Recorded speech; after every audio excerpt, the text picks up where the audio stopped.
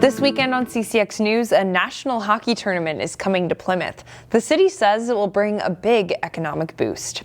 The city of Plymouth announced this week that the Plymouth Ice Center will host the 2026 USA Hockey High School National Championships. The tournament will host more than 40 teams, both boys and girls, from across the country. Games will be played across the center's 3 ice sheets, and 2 sheets in Maple Grove will also be in use. Plymouth Ice Center manager Eric Halverson says it's a great event for spectators and players. You know, people are excited to be here. Some of these people have not played in Minnesota before, and so this is a good opportunity for them to come and see there is a rink on every corner pretty much, you know. This is the 3rd time Plymouth has hosted the tournament. The first 2 times were in 2018 and 2023. Halverson says the event is projected to bring a $1.2 billion boost to the city. It's set for March 18th through the 22nd next year. A Golden Valley native and Armstrong High School grad is competing on a world stage in the biathlon. Lucy Anderson is among 10 athletes representing Team USA at the Biathlon World Championships. Biathlon combines cross-country skiing and rifle shooting. Anderson is part of a 2-week world competition in Switzerland, which features 7 different race disciplines. Anderson competed in Nordic skiing while at Armstrong and raced in college for the University of New Hampshire ski team. She just started competing in the biathlon last year. We wish her good luck. The last retail building tied to the former Brookdale Mall has a new owner. Brooklyn Center city officials confirmed the old Sears building was sold to developer Scannell Properties. The former owner says the sale went through late last month. Real estate certificates don't show what the property sold for, but tax records show it was last assessed at $4 million. City officials told CCX News that Scannell is looking at options to redevelop the site. The Sears store closed in 2018 and has sat vacant ever since.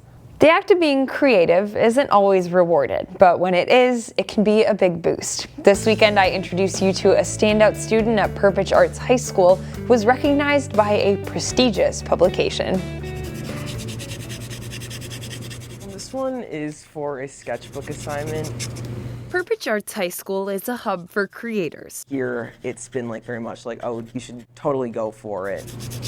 And it's hard not to find inspiration inside its art studio. Experimentation is definitely emphasized, and that's been really, really helpful for me. Junior visual arts student Jamie Davis's most recent work. This is a portrait of me. Borders on 3-dimensional. I think I was maybe 6 years old. I'm very kind of conceptual with the passing of time and with life. That I feel if I don't document things, then I will forget how I felt as a 17-year-old.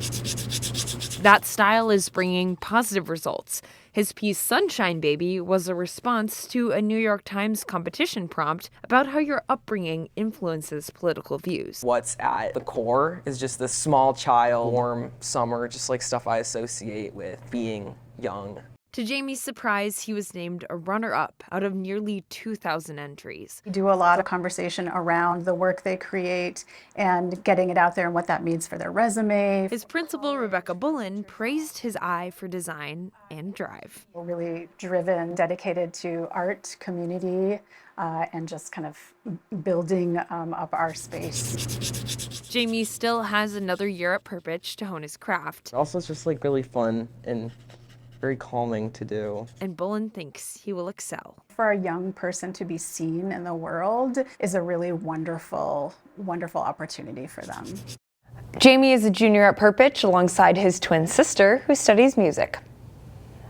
Costumes are an essential storytelling component, whether it's Dorothy in her plaid dress or Cinderella in a ball gown. Today, we step inside an Osseo costume shop that rents out props and attire to local theater companies, helping their visions come to life on stage. Here's Delane Cleveland. Obviously, we want people to know where to find us. From there, it opens up all kinds of doors for what we can set up with them to get their costumes out. Every good show deserves a good costume. We probably have about 15 tubs that are all Wizard of Oz specifically. And for many local theater companies, wondering if we could borrow those drapes again for our show. One of their first stops is the Cross Community Players Costume Center. We have just a big variety of what people might be looking for. for down here. This vast collection includes thousands of costumes and props from every era. We have a lot of lovely collections from those 1970s weddings, programs, things like that. For every age group. Everyone loves to be sparkly for sometimes. And almost every size. Anybody looking for, something to be the life of the party that a community theater company or school might need to make their performance come to life. Probably 75% of our items are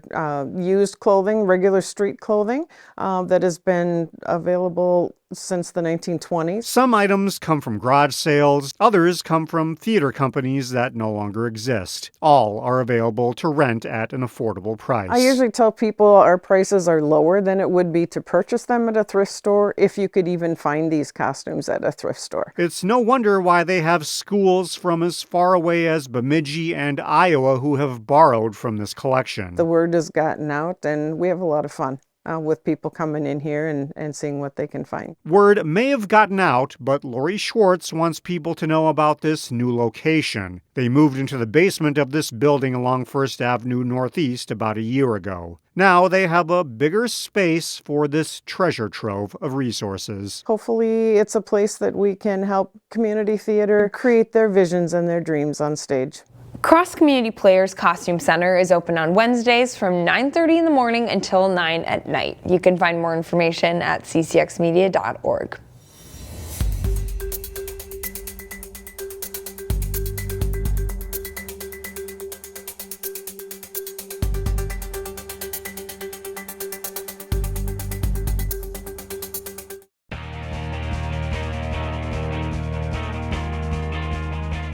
Hopkins boys hockey comes into their regular season finale with a 10-14 record. And they're hoping to spring some upsets in the upcoming Section 6 AA tournament. In this week's CCX Sports Spotlight, Chaz Moots profiles a Hopkins senior who's been a Royal since he first started skating. On the ice at the Hopkins Pavilion, Weston Schenkelberg does what he loves for the past 16 years. Yeah, I started playing hockey when I was 2. I've always loved the sport, and it's always just been my getaway from life. At 13, Weston was forced to become a one-sport athlete. I had a piece of cartilage that broke off my bone in my elbow. Not by choice. I used to be a big baseball kid too, and that's my throwing arm, and I can't ever play baseball again. But it was his choice. Well, the orthopedic surgeon said you probably shouldn't play hockey, but to not stop skating. I mean, I don't really care. Weston's head coach Dylan Talkovich is glad the leader of his team didn't take the orthopedic surgeon's suggestion. Kind of a life of the locker room, to be 100% honest. He always comes in a good mood. He knows how to keep things light while also not getting distracting or anything like that. A great locker room guy and a natural scorer on the ice. Shot from Schenkelberg, and they score! Weston has scored 25 goals and 16 assists this season. Here's another shot and another goal! Schenkelberg scores twice in about 20 seconds. Leading the Royals with 41 points scored. He'll definitely lay the body. You do not want him to build up a head of speed in the neutral zone because once he gets ahead of speed, he's going to drive around a defenseman and he's going to be really hard to beat to the net. You don't want to give him an inch to shoot. His shot's one of the best I've seen. So he's really just an all-around talented forward. And with all that talent, Weston could have changed paths and played for a more tradition-rich hockey program. But he stayed at Hopkins from the start. Yeah, I mean, I've kind of always been a loyal kid. I really think that I'd have the same opportunities and say I'd play all the same places if I was here or at a different school. It means a ton to us that he's stuck around. Hopkins, we typically have kids that come and go and mostly go. So not only Weston, but his whole senior class too. This is one of the few groups that we've had almost nobody really leave that class. They've stuck together since squirts through peewees and bantams, and yeah, that loyalty means a lot, and it shows on the ice. Schenkelberg with the hat trick. Weston isn't the only Schenkelberg lighting lamps for the Royals. Shoots and scores! His sister Hazel plays for the Hopkins Park girls hockey team, leading the Royals in scoring as a freshman. Our whole lives we've played like pond hockey together and stuff and out in the street, and usually it would just be me kind of bullying her, but the past couple years she's gotten pretty good, and it's getting harder to take the puck from her now. This season, the Hopkins boys hockey team is 10-14 and hoping to string some upsets in the Section 6 2A playoffs. I think we got some real skill that we haven't cracked into, and we got a couple more gears that we could build on. After his high school season is over, Weston will continue his hockey career in the NAHL with the Minnesota Wilderness in Cloquet.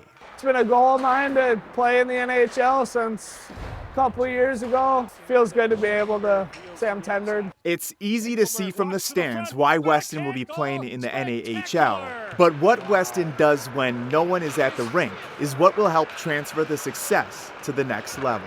The work ethic is there. I mean, you know, it's sometimes you hear the top of the top kind of resting on their laurels a little bit. Not Weston. He doesn't miss a workout, doesn't miss a practice. He spends time before and after working on his game, working on his craft. And I always tell the guys the work ethic is something that will translate not even just to hockey, the rest of your life. So once you build that, that's something you can lean your hat on and trust that you can be successful as long as you keep that work ethic.